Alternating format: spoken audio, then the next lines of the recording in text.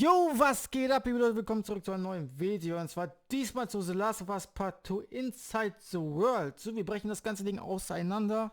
Meine Reaktion darauf kommt jetzt. Ich wünsche euch viel Spaß bei diesem Video. Let's go! The world of The Last of Us is dangerous.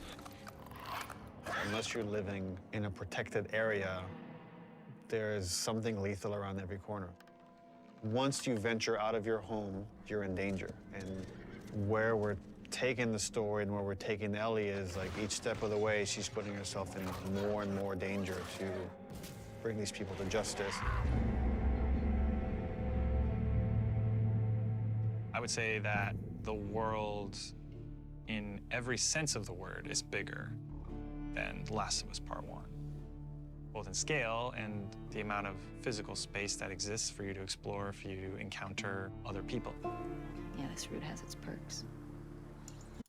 Ja, also die Welt soll größer sein in The Last of Us Part 2. Also wenn ich mich jetzt nicht wirklich irre, da war The Last of Us Part 1 relativ linear gehalten. Also so viel konntest du jetzt da nicht machen. Also viel kleiner geht ja wirklich nicht, muss man zugeben. Also das ist jetzt keine große Neuerung, dass die Welt von The Last of Us Part 2 größer sein wird als die von Part 1. Ich meine, Part 1 war relativ linear. Du konntest nicht so viel unternehmen. Du konntest hier und da hingehen, aber nicht wirklich was machen. Our hope is to make every corner a challenge, make every decision hard for Ellie. And so we do that not just in the gameplay you experience, but also in the level design. So part of that is making certain experiences really hostile, be it through weather or through rivers or craggy cliffs or slick snow. But we also use it in terms of how blind the player is. Like, what can they see? How safe do you feel? Can you see a threat coming around the corner? You never know if the bullets in your gun are going to be enough. You never know if you can stop and bandage your arm. You can never fully breathe. And we want you to be in alignment with Ellie, who can never fully breathe when she experiences this trauma. Oh Jesus, so guter Gott. Also man versucht The Last of Us Part 2 komplett umzudrehen als das, was der erste Teil war. Also das geht im Prinzip um pur rohe Gewalt, und zwar um nichts anderes. Du sollst im Prinzip keine ruhige Minute bekommen. Du sollst im Prinzip nicht wissen, ob du mit deinen Kugeln durchkommst, die du hast. Du sollst nicht wissen, ob du mit dem Stuff, den du hast, irgendwie durchkommst. Du sollst keine ruhige Minute bekommen. Ich verstehe nicht, warum das so sein muss. Ich verstehe nicht, warum man etwas kreiert, was man in Part 1 geschaffen hat und daran in Teil 2 was komplett anderes machen muss. Ich verstehe nicht, wieso das so ist. In Part 1 ging es darum, die Beziehung zwischen Joel und Ellie aufzubauen. Und daraus hat man was kreiert und ich verstehe jetzt nicht, warum man den zweiten Teil wirklich komplett umdrehen muss. In so ein Action-Ding. Ich verstehe nicht, warum das so sein muss. Naja, vielleicht erklärt sich das beim Zocken, vielleicht klärt sich das beim Zocken auf, aber sonst, ich habe keine Ahnung, warum das so sein muss. Das ergibt für mich absolut null Sinn. For Jackson specifically, we wanted to make it feel like a very close-knit kind of community that's focused on family, focused on sustainable ways of living. I obviously have the hydroelectric dam generator that's powering the town, so we have, you know, electricity in Jackson, which is not something that maybe players would expect to see in the world. But given that we're further in time, we wanted to show that there are certain people dedicated in the world to rebuilding a life that doesn't revolve around killing people and scavenging. As you walk around the town, you can hear kids laughing. You could see people going into restaurants and eating, and it's a very kind of tranquil town. Now, we know there's all these horrible things happening outside the walls, but they've been able to protect the innocence of this town. Jackson, in many ways, represents what is at stake for our characters. A life of peace and relative comfort. A life where you can fall in love, a place where children can play and it's okay. And I think, you know, when we were looking at building out Jackson, it's like, okay, how many of those moments can we represent? Okay, das ergibt schon ein bisschen Sinn. Vielleicht auch dann wiederum für die Geschichte, ich weiß es nicht, mal gucken. Also Jackson, diese Stadt Jackson, wo Ellie ist, diese Stadt soll das Sinnbild für Leben stehen. Wo man Spaß haben kann, wo die Kids spielen können, etc. pp. Und ich will jetzt nicht die Story spoilern, aber jeder weiß, glaube ich, was passiert. Und nachdem was passiert, dreht sich dann die Geschichte um 180 Grad, oder wie soll ich das jetzt verstehen? Könnte so sein, dass sich dann danach die Geschichte um 180 Grad dreht, aber puh, ja gut, es ergibt schon Sinn, wenn man sagt, okay, nach diesen Ereignissen dreht Ellie komplett durch und dann gibt es diesen Rachefeldzug, ja, kommt das hin? Mal gucken. Awesome about the world of The Last of Us is it shows just how precious the things that we take for granted in our everyday lives, how precious those things really are.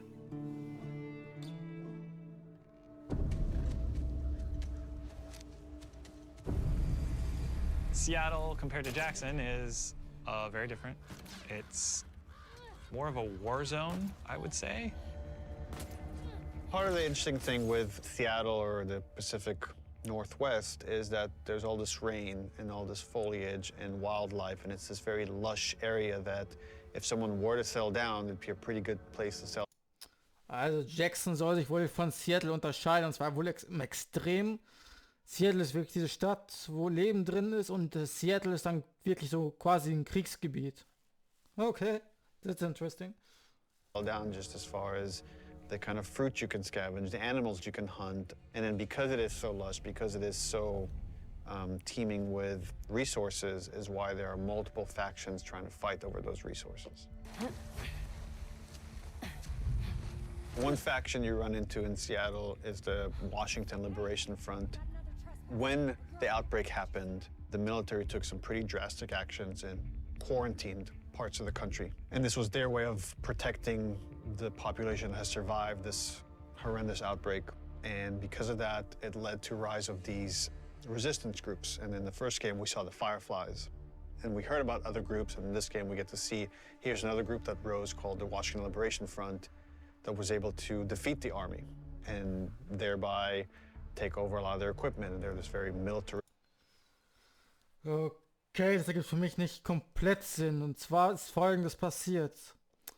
Als dieser Ausbruch gekommen ist, hat Seattle gewisse Leute unter Quarantäne gestellt. Und aus diesen Leuten hat sich eine Gruppierung gebildet, diese West Liberation Front. Und diese Front hat quasi das gesamte Militär erledigt. Hä? Okay. Ergibt für mich jetzt im ersten Moment wirklich gar keinen Sinn. Wie zur Hölle haben ein paar Leute geschafft, ein Militär komplett auszuschalten. Und dadurch haben sie dann quasi Equipment vom Militär. Aber what the fuck? Faction.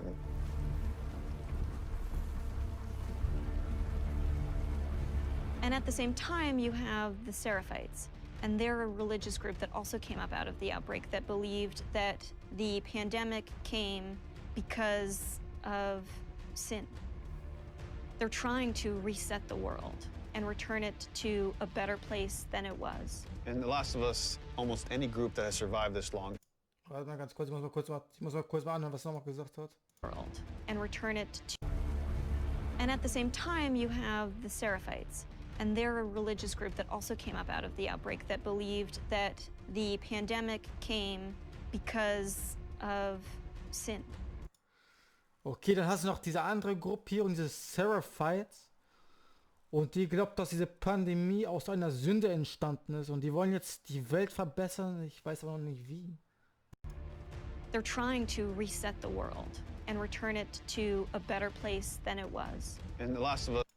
Okay, die wollen diese Welt quasi dann resetten und die Welt dann wieder zum besseren Ort machen als das, was sie mal war. Ja, okay, aber what the fuck? Almost any group that has survived this long has to be dangerous. If you're not dangerous, you're not going to survive. You're going to become someone's victim. And the two factions you run into are both very dangerous. The WLF has a lot of military equipment that they're able to use to defend this area, and they have large numbers, whereas the Seraphites are very quiet and stealthy and is able to use the large amount of foliage to their advantage, and they fight more in this kind of guerrilla warfare. How you deal with them is going to be different because they have different language, they different communication style. The scars will whistle to each other with this different language. And they have some of the stuff that you have. You have a bow and arrow, they can hit. Okay, diese Seraphites sind sowas quasi wie das Sam Fisher von Splinter Cell. Die sollen relativ Stealth sein, die benutzen Pfeifen quasi als Kommunikation. Die haben dasselbe Equipment, was du hast. Okay. Oh, das wird ein interessantes Spiel werden, definitiv, gar keine Frage. Das wird ein sehr, sehr interessantes Spiel. You with arrows and impale you, and you have to pull the arrow out. They have big sledgehammers and melee weapons. Ach so, die haben auch noch so welche Dings, wie nennt man das, so welche Vorschlaghammer. Und geben dann quasi sowas den Sledge von Rainbow Six Siege. Okay. WLF, they have trained dogs that will sniff and attack you.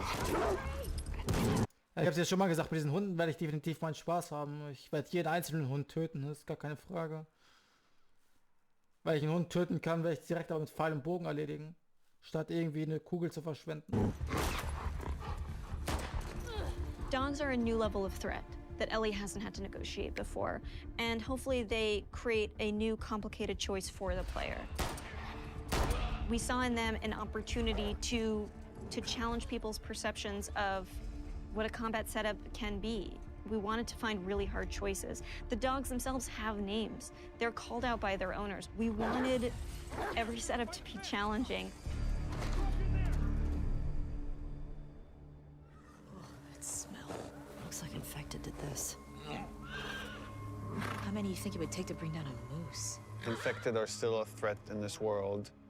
We wanted to take first our basic classes that we had in the first game and say, okay, what's different about them now? So we'll have scenarios where way more runners, like we can have hordes sometimes of runners coming after you, and it might be about just escaping because the odds are just overwhelming.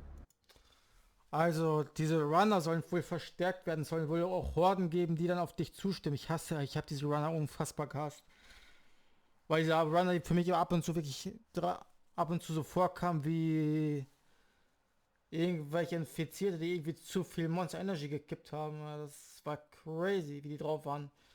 Und jetzt sollen dann noch mehr kommen, ja, Halleluja. You know, this thing just keeps mutating. There's certain evolutions of infected that you haven't seen before, certain new classes. There's the shamblers, which kind of have these exploding acid clouds when you get near them.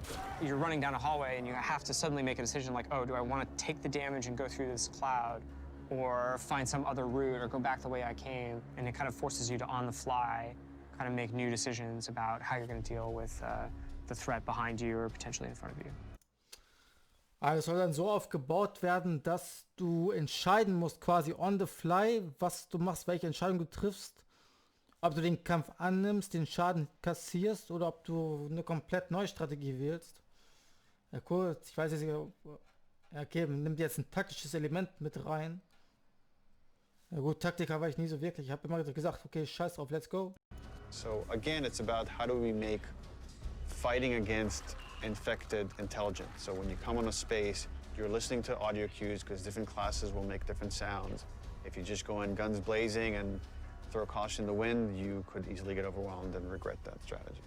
That level of uncertainty and instability is something our characters have to carry with them every day as they go out into the world to protect the people they love most. And that threat is banging on their door every day. I really hope you make it.